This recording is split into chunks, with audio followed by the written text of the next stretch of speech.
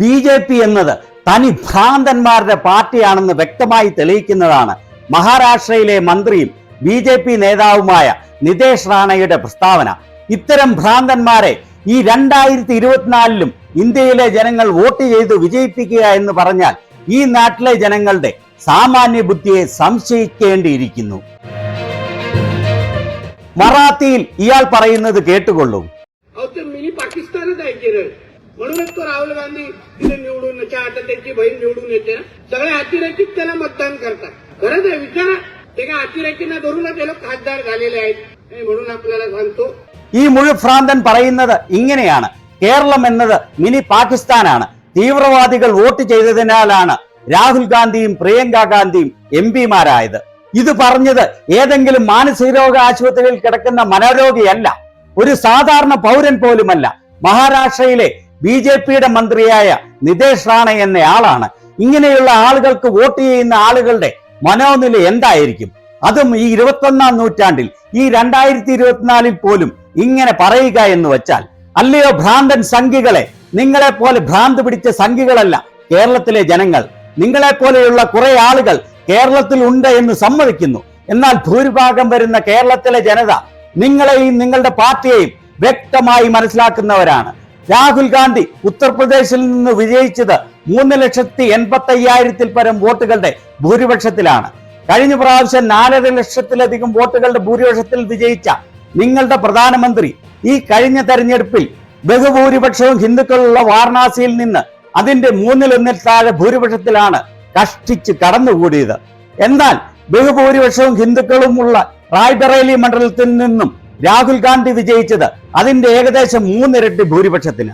ഇയാളുടെ ഈ വാക്കുകളെ കേരളത്തിൽ നിന്നുള്ള ഒറ്റ BJP നേതാക്കൾ പോലും എതിർക്കുകയോ നിഷേധിക്കുകയോ ചെയ്തിട്ടില്ല. ഈ BJP എന്ന പാർട്ടിക്ക് വോട്ട് ചെയ്യുന്ന 15-20% വരുന്ന കേരളത്തിലെ ജനങ്ങളെ സമ്മതിക്കണം. ഈ വീഡിയോയുടെ അടിയിൽ ഇവരുടെ പിന്തുണക്കാർ കാണുകയാണെങ്കിൽ ഇയാളുടെ ഈ ഭ്രാന്തൻ വാക്കുകൾ തീർച്ചയായും ശരിയാണെന്ന്, അയാൾ പറഞ്ഞതിൽ ഒരു തെറ്റുമില്ല എന്നും പറഞ്ഞ് കമന്റ് ഇടുമെന്ന് ഉറപ്പാണ്. കാരണം ഇയാളുടെ അതേ മനോനിലയാണ് ഇവരെ പിന്തുണയ്ക്കുന്ന, ഈ പാർട്ടിക്ക് വോട്ട് ചെയ്യുന്ന എല്ലാവർക്കും. അടുത്ത കാലത്ത് വിദേശ രാജ്യങ്ങളിൽ നിന്നെല്ലാം ഇന്ത്യക്ക് വലിയ തിരിച്ചടിയാണ് മോദിയും കൂട്ടരും കാരണം ലഭിക്കുന്നത്. ഇന്ത്യയുടെ അയൽ രാജ്യങ്ങൾ ഒന്നുമായും ഇന്ത്യക്ക് ബന്ധമില്ലാതായി. യൂറോപ്പും അമേരിക്കയും ഓസ്ട്രേലിയയും എന്ന് വേണ്ട ലോകത്തിലെ വികസിത രാജ്യങ്ങളെല്ലാം ഇന്ത്യക്ക് എതിരായി. കഴിഞ്ഞ ദിവസമാണ് യൂറോപ്യൻ യൂണിയൻ പേരെടുത്ത് പറഞ്ഞത് മോദിയുടെ കീഴിൽ നടക്കുന്ന ന്യൂനപക്ഷ പീഡനങ്ങൾ ശക്തമായി അപലപിച്ചത്.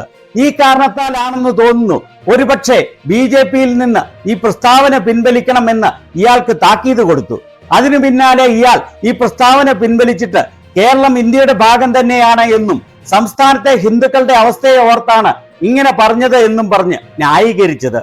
ഇന്ത്യയിലെ BJP ഭരിക്കുന്ന എല്ലാ സംസ്ഥാനങ്ങളിലുമുള്ള ഹിന്ദുക്കളെക്കാളും വളരെ മികച്ച അവസ്ഥയിൽ തന്നെയാണ് കേരളത്തിലെ ഹിന്ദുക്കൾ ഉൾപ്പെടെയുള്ള എല്ലാ ജനവിഭാഗങ്ങളും ജീവിക്കുന്നത്.